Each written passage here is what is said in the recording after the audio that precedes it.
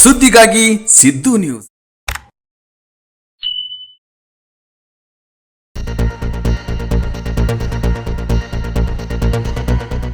ಸುದ್ದಿಗಾಗಿ ಸಿದ್ದು ನ್ಯೂಸ್ಗೆ ಸ್ವಾಗತ. ನಾನು ಹೇಮಾ. ನುಸ್ರಾ ಗ್ರೂಪ್ನಿಂದ ಅಭಿವೃದ್ಧಿಯ ಭರವಸೆ. ಮುದ್ದೇಬಿಹಾಳ ಅಂಜುಮನ್ ಇಸ್ಲಾಂ ಕಮಿಟಿ ಚುನಾವಣೆ 2026ರ ಹಿನ್ನೆಲೆಯಲ್ಲಿ ನುಸ್ರಾ ಗ್ರೂಪ್ ವತಿಯಿಂದ ಭಾನುವಾರ ಬೆಂಗಳೂರಿನ ಬೇಕರಿ ಫಂಕ್ಷನ್ ಹಾಲ್ನಲ್ಲಿ ಪತ್ರಿಕಾಗೋಷ್ಠಿ ನಡೆಸಲಾಯಿತು. ಅಂಜುಮನ್ ಇಸ್ಲಾಂ ಕಮಿಟಿ ಚುನಾವಣೆ ಸೋಮವಾರ ಆಗಸ್ಟ್ 17ರಂದು ನಡೆಯಲಿದ್ದು, ಚುನಾವಣೆಯಲ್ಲಿ ಸ್ಪರ್ಧಿಸಿರುವ ನುಸ್ರಾ ಗ್ರೂಪ್ನ ಅಭ್ಯರ್ಥಿಗಳು ತಮ್ಮ ಮುಂದಿನ ಕಾರ್ಯಯೋಜನೆಗಳ ಕುರಿತು ಮಾಧ್ಯಮದ ಮುಂದೆ ಮಾತನಾಡಿದರು. ಸಮಾಜದ ಅಭಿವೃದ್ಧಿ, ಶೈಕ್ಷಣಿಕ ಕ್ಷೇತ್ರದ ಪ್ರಗತಿ ಹಾಗೂ ನಿರುದ್ಯೋಗಿ ಯುವಕರಿಗೆ ಅವಕಾಶ ಕಲ್ಪಿಸುವ ನಿಟ್ಟಿನಲ್ಲಿ ಕೆಲಸ ಮಾಡುವುದು ನಮ್ಮ ಪ್ರಮುಖ ಉದ್ದೇಶವಾಗಿದೆ. ಅಭಿವೃದ್ಧಿಯ ಪಥದಲ್ಲಿ ಸಮಾಜವನ್ನು ಮುಂದಕ್ಕೆ ಕೊಂಡೊಯ್ಯಲು ನುಸ್ರಾ ಗ್ರೂಪ್ ಬದ್ಧವಾಗಿದೆ. ಬದಲಾವಣೆಗಾಗಿ ನಮ್ಮ ನುಸ್ರಾ ಗ್ರೂಪ್ಗೆ ಮತ ನೀಡಿ ಬೆಂಬಲಿಸಬೇಕು ಎಂದು ಅಭ್ಯರ್ಥಿಗಳು ಮನವಿ ಮಾಡಿದರು. ಅಂಜುಮನ್ ಕಮಿಟಿಯ ಮೂಲಕ ಸಮಾಜದ ಶೈಕ್ಷಣಿಕ ಹಾಗೂ ಅಭಿವೃದ್ಧಿ ಕಾರ್ಯಗಳಿಗೆ ಹೆಚ್ಚಿನ ಆದ್ಯತೆ ನೀಡುವುದರ ಜೊತೆಗೆ ಯುವಕರ ಭವಿಷ್ಯಕ್ಕಾಗಿ ಅಗತ್ಯವಾದ ಕಾರ್ಯಕ್ರಮಗಳನ್ನು ರೂಪಿಸುವುದಾಗಿ ಅಭ್ಯರ್ಥಿಗಳು ಭರವಸೆ ನೀಡಿದರು. ಪತ್ರಿಕಾಗೋಷ್ಠಿಯಲ್ಲಿ ಅಲ್ಲಭಕ್ಷ ನಾಯಕವಾಡಗಿ, ಹುಸೇನಾ ಬಾದಶಾ ಸಾಲಿಮನಿ, ಪಿಂಟು ಸರ್, ಅಜರುದ್ದೀನ ಮುಲಿಮನಿ, ಇರ್ಫಾನ್ ಅಲಿ ಕೂಡಗಿ, ಮಹ್ಮದ ಯಾಸಿನ ಅತ್ತಾರ್, ಮಲಿಕ್ ಸಾಬಾ ನದಾಫ್, ಮಹ್ಮದ ರಫೀಕಾ ಜಾನ್ವೆಕರ್, ಸುಲೈಮಾನ್ ಮಮದಾಪುರ ಹಾಗೂ ಉಮರ ಫಾರೂಕ್ ಚೌಧರಿ ಸೇರಿದಂತೆ ನುಸ್ರಾ ಗ್ರೂಪ್ ಸ್ನೇಹಿತರ ಬಳಗದ ಸದಸ್ಯರು ಉಪಸ್ಥಿತರಿದ್ದರು. ಏನಪ್ಪಾ ಅಂದ್ರೆ ಲಾಸ್ಟ್ ಟೈಮ್ 2018ರಿಂದ 2021ರವರೆಗೆ ನಮಗೆ ಲಾಸ್ಟ್ ಟೈಮ್ ಅವಕಾಶ ಮಾಡಿಕೊಟ್ಟಿತ್ತು. ಎಲ್ಲ ಸಮಾಜದವರು ಕೂಡಿಸಿ ನಮಗೆ ಬಹುಮತದಿಂದ ನುಸ್ರಾ ಗ್ರೂಪ್ಗೆ ಒಂದು ಅವಕಾಶ ಮಾಡಿಕೊಟ್ಟಿತ್ತು. ನಾ ಎಲ್ಲ ಸಮಾಜದ ಬಾಂಧವರಿಗೆ ಇದರ ಪರವಾಗಿ ಧನ್ಯವಾದ ಹೇಳ್ತೇನೆ. ಏನಪ್ಪಾ ಅಂದ್ರೆ ಈ ಸಲ ಲಾಸ್ಟ್ ಹೋದ ಅವಧಿಯಲ್ಲಿ ನಾವು ಮಾಡಿರುವಂಥ ಕೆಲಸಗಳನ್ನು ಸಂಕ್ಷಿಪ್ತವಾಗಿ ತಮ್ಮಲ್ಲಿ ಇಡಲು ಬಯಸುತ್ತಿದ್ದೇನೆ. ಏನಪ್ಪಾ ಅಂದ್ರೆ ಮೊದಲಿಗೆ ನಾವು 2018ರಲ್ಲಿ ನಾವು ಆಡಳಿತ ಚಾನ್ಸ್ ತಗೊಂಡಾಗ ಸಂಸ್ಥೆ ಪರಿಸ್ಥಿತಿ ಬಹಳ ಫೈನಾನ್ಸಿಯಲಿ ಬಹಳ ಕಡಿಮೆ ಇತ್ತು. ಆದ ಕಾರಣ ಅನಿವಾರ್ಯ ಕಾರಣಗಳಿಂದ ನಾವು ಆ ಸಂಸ್ಥೆಯ ಬೆಳವಣಿಗೆಗಾಗಿ ಬಾಡಿಗೆಗಳನ್ನು ಹೆಚ್ಚಿಗೆ ಮಾಡಿದ್ವಿ. ಪ್ರಥಮವಾಗಿ ಬಾಡಿಗೆಗಳನ್ನು ಹೆಚ್ಚಿಸುವುದು ಎಲ್ಲ ಅಂಗಡಿಕಾರರು ಕೂಡಿ ನಮ್ಮ ಜೊತೆಗೆ ಸಹಕಾರ ಕೊಟ್ಟು ಎಲ್ಲ ಊರಿನ ಜನರಿಗೆ ಕರೆಸಿ ಒಂದು ನಿರ್ಣಯ ತಗೊಂಡು ಒಂದು ಯಾರಿಗೂ ಹೆಚ್ಚಿಗೆ ಆಗಲಾರ್ದಂಗೆ ನಾರ್ಮಲ್ ಆಗಿ ಒಂದು ಬಾಡಿಗೆ ಏರಿಸಿಸಿ ಒಂದು ಸಂಸ್ಥೆಯ ಇನ್ಕಮನ್ನು ಹೆಚ್ಚಿಗೆ ಮಾಡಿದ್ವಿ. ಮೊದಲು ನಮ್ಮ ಇನ್ಕಮ್ ಅಂಜುಮನ್ ಸಂಸ್ಥೆ 20 ಲಕ್ಷ ರೂಪಾಯಿ, 18ರಿಂದ 20 ಲಕ್ಷ ರೂಪಾಯಿ ಪ್ರತಿ ವರ್ಷನೂ ಇತ್ತು. ನಾವು ಬಂದ ನಂತರ ಇನ್ಕಮನ್ನು ಹೆಚ್ಚಿಗೆ ಮಾಡಿಕೊಂಡು 65ರಿಂದ 70 ಲಕ್ಷ ರೂಪಾಯಿ ಪ್ರತಿ ವರ್ಷನೂ ಇನ್ಕಮ್ ಮಾಡ್ಕೊಂಡ್ವಿ. ಆ ದುಡ್ಡನ್ನು ಸಮರ್ಪಕವಾಗಿ ಎಜುಕೇಶನ್ ಪರ್ಪಸ್ವಾಗಿ ನಾವು ಬಳಸಿದ್ವಿ. ಪ್ರಥಮವಾಗಿ ನಾವು ಡಿಗ್ರಿ ಕಾಲೇಜಲ್ಲಿ ನಮ್ಮ ಹೆಣ್ಣು ಮಕ್ಕಳು ಡಿಗ್ರಿ ಕಾಲೇಜ್ ನಮ್ಮದು ಪರ್ಮಿಷನ್ ಇತ್ತು, BA ತನಕ ಡಿಗ್ರಿ ಇತ್ತು. ಹೆಣ್ಣು ಮಕ್ಕಳಿಗಾಗಿ ಕೊಠಡಿಗಳು ಕೊರತೆ ಇತ್ತು. ಆದ ಕಾರಣ ನಾವು ಡಿಗ್ರಿ ಕಾಲೇಜ್ ಕ್ಯಾಂಪಸ್ ಕಟ್ಸಿದ್ದೀವಿ. ತಾವು ಸಾರ್ವಜನಿಕರು ಗಮನಿಸಿರಬಹುದು. ಕಚೇರಿಯನ್ನು ನಿರ್ಮಾಣ ಮಾಡಿದ್ದೀವಿ. ಈ ಥರ ನಮ್ಮ ಅಂಜುಮನ್ ಜಾಗದ ಆಫೀಸಿನ ಜಾಗದಲ್ಲಿ ಖಾಲಿ ಇರುವಂಥ ಜಾಗದಲ್ಲಿ ಆಸ್ಪತ್ರೆ ಕಟ್ಟುವ ಸಲುವಾಗಿ ಅಡಿಗಲ್ಲು ಸಮಾರಂಭ ಮಾಡಿ ಪ್ಲಿಂತ್ ಲೆವೆಲ್ ತನಕ ತಂದು ಕೆಲಸವನ್ನು ನಿಂದಿರ್ಸಿವಿ. ಮುಂದೂ ನಾವು ಈ ಥರ ಕೆಲಸ ಮಾಡ್ತೀವಿ ಅಂತ ಹೇಳ್ತೀವಿ. ಸಾರ್ವಜನಿಕರಲ್ಲಿ ನಾವು ಕೇಳ್ಕೊತಿದ್ವಿ. ಇದೊಂದು ಸಲ ನಮ್ಗೆ ಅವಕಾಶ ಮಾಡಿಕೊಡ್ಬೇಕಂತ ಎಲ್ಲ ಮುಸ್ಲಿಂ ಬಾಂಧವರಿಗೆ ನಾವು ವಿನಂತಿಸಿಕೊಳ್ತೀವಿ.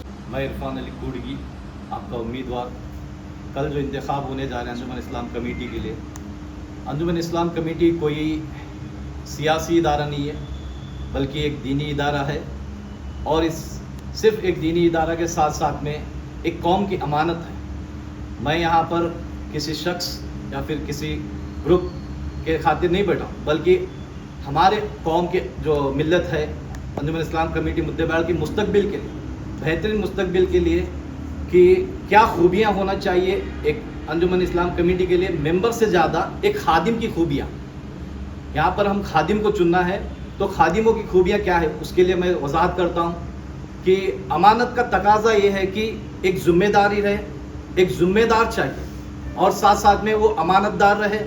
और साथ साथ में जिस तरीके से मैंने वजाहत की है, एक दीन का इदारा है तो दीन का इल्म और दुनिया का इल्म दोनों इल्म चाहिए। और साथ साथ में उसकी अदल व इंसाफ वाले कायम रहे। अदल व इंसाफ कैसे है? हमें मुस्तकबिल, हाली, माजी इन तीनों मरहले को समझकर अदल व इंसाफ कायम करने वाला भी रहे। और ट्रांसपेरेंस रहे। ऐसा एक शख्स रहे जो अपनी हर राय, फैसले को, मशवरे को वो एक ट्रांसपेरेंसी रहे।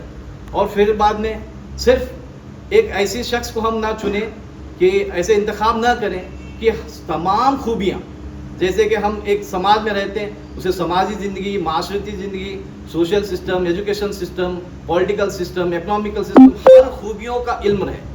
साथ साथ में वो एक बेहतरीन कैरेक्टरिस्टिक रहे, ऐसा कैरेक्टरिस्टिक जिसकी इंडिविजुअली लाइफ देखो या फिर कलेक्टिव लाइफ देखो, यानी समाजी ज़िंदगी और इनफरादी ज़िंदगी में भी एक बेहतरीन शख्स कहा है। और साथ में एक मुस्तकबिल के लिए सिर्फ हम या फिर आने वाले कोई भी इंतखाब के बाद में चुनने वाले जो भी फ़र्द होंगे, वो सिर्फ एक 3 साल का अपना प्लान नहीं लेकर है, बल्कि एक लॉन्ग टर्म के लिए एक बेहतरीन मुस्तकबिल, यानी कम से कम 20 साल 25 साल के लिए ऐसे प्लान के, लॉन्ग टर्म प्लान वाला एक शख्स चाहिए। और साथ में एक ऐसा सलाह मशवरा वाला, यानी हर फैसले के अंदर वो अपनी सलाह ले और मशवरा ले, अपनी राय मिले, इस तरीके के क्वालिटीज़ भी चाहिए। ನಾನು ಈ ಬಾರಿ ಅಂಜುಮನ್ ಆಡಳಿತ ಮಂಡಳಿಯ ಉಮೇದುವಾರನಾಗಿದ್ದೇನೆ. ಈ ಒಂದು ಚುನಾವಣೆ ಪ್ರಯುಕ್ತವಾಗಿ ಇವತ್ತು ನಾವು ಕರೆದಿರುವಂಥ ಪತ್ರಿಕೆ ಹೇಳಿಕೆ ಏನಪ್ಪ ಅಂದರೆ, ನಾವು ನಮ್ಮ ಪೆನಲ್ ನುಸ್ರಾ ಗ್ರೂಪ್ 9 ಜನ ಸದಸ್ಯರು ಆರಿಸಿ ಬಂದರೆ ನಮ್ಮ ಒಂದು ಸಮಾಜಕ್ಕೆ ಏನನ್ನು ನೀಡ್ತೇವೆ, ನಮ್ಮ ಕೊಡುಗೆ ಸಮಾಜಕ್ಕೆ ಏನಿದೆ ಅನ್ನುವಂಥ ಒಂದು ಮಾಹಿತಿಯನ್ನು ಇವತ್ತು ನಾನು ಈ ಒಂದು ಮಾಧ್ಯಮದ ಮೂಲಕ ತಮಗೆ ತಿಳಿಸಲು ಇಚ್ಛಿಸುತ್ತೇನೆ. ಪ್ರಪ್ರಥಮವಾಗಿ ಅತ್ಯಾಧುನಿಕ ಸೌಲಭ್ಯ ಹೊಂದಿರುವಂಥ ಶಿಕ್ಷಣ ಸಂಸ್ಥೆ ನಮ್ಮದಾಗಿ ಮಾಡುವಂಥದ್ದು ನಮ್ಮ ಗುರಿ ಇದೆ. ಪ್ರಾಥಮಿಕ ಹಂತದಿಂದ ಹಿಡಿದು ಪ್ರೌಢ ಹಂತ, ಅದಾದ ನಂತರ PUC ಹಂತದವರೆಗೆ ಈಗಾಗಲೇ ನಮ್ಮ ಸಂಸ್ಥೆಯಲ್ಲಿ ಶಾಲೆ ನಡೀತಾ ಇದೆ, ಕಾಲೇಜುಗಳು ನಡೀತಾ ಇವೆ.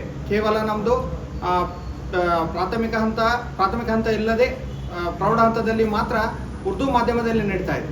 ಮುಂಬರುವ ದಿನಮಾನದಲ್ಲಿ ಇದು ಜಾಗತಿಕ ಮಟ್ಟದಲ್ಲಿ ಯಾವ ಒಂದು ಭಾಷೆಯನ್ನು ಪರಿಗಣಿಸಬೇಕೋ ಅದರ ಜೊತೆಗೆ ನಮ್ಮ ಮಾತೃಭಾಷೆಯ ಜೊತೆಗೆ ಆ ಭಾಷೆಗಳನ್ನು ಅಳವಡಿಸುವಂಥದ್ದು ನಾವು ಮುಂದಿನ ದಿನಮಾನದಲ್ಲಿ ಈ ಕಾರ್ಯವನ್ನು ಮಾಡುತ್ತೇವೆ.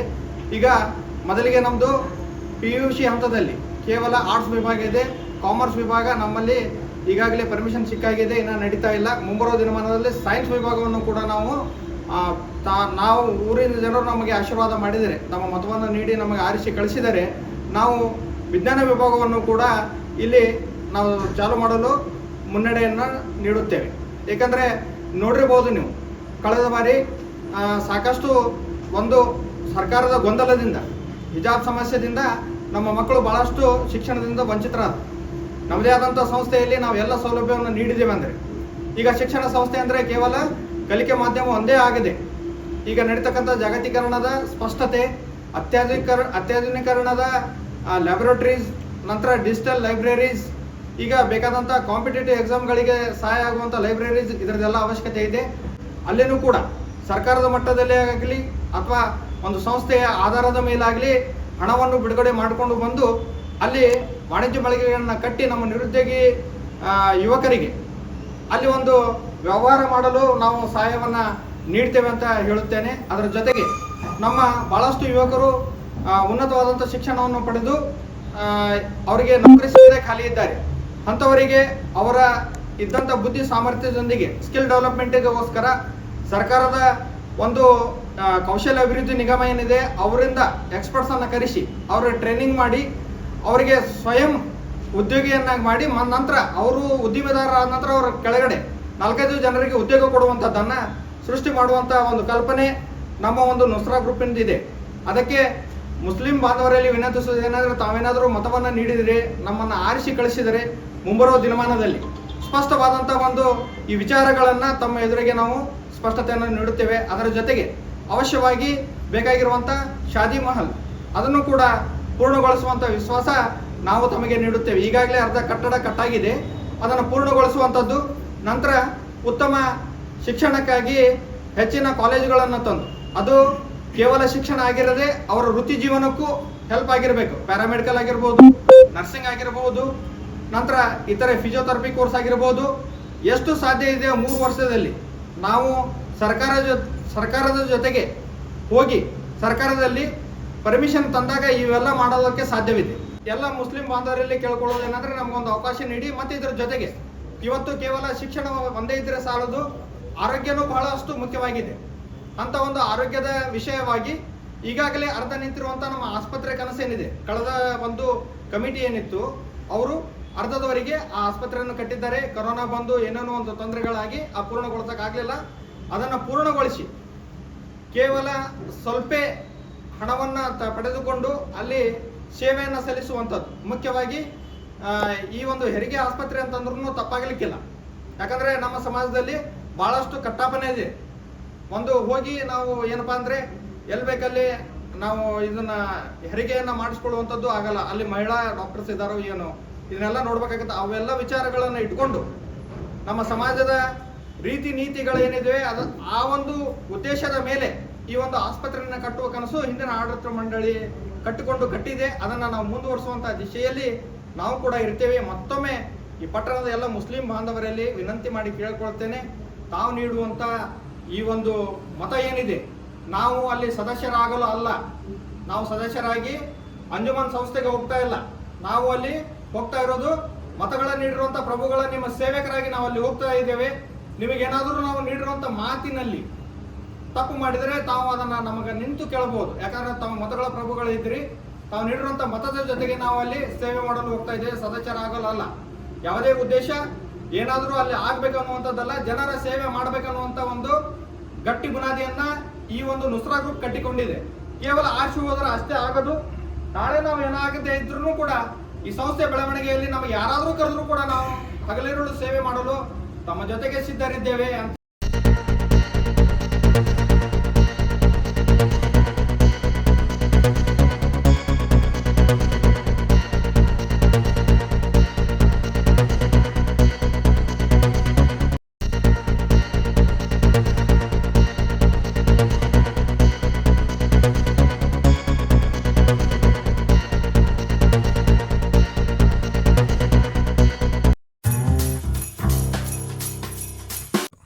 ಜಾಹೀರಾತುಗಳಿಗಾಗಿ ಸಂಪರ್ಕಿಸಿ. ಹೆಚ್ಚಿನ ವಿಡಿಯೋಗಳಿಗಾಗಿ ನಮ್ಮ ಚಾನಲನ್ನು ಶೇರ್ ಮಾಡಿ, ಹಾಗೆ ಸಬ್ಸ್ಕ್ರೈಬ್ ಮಾಡಿ.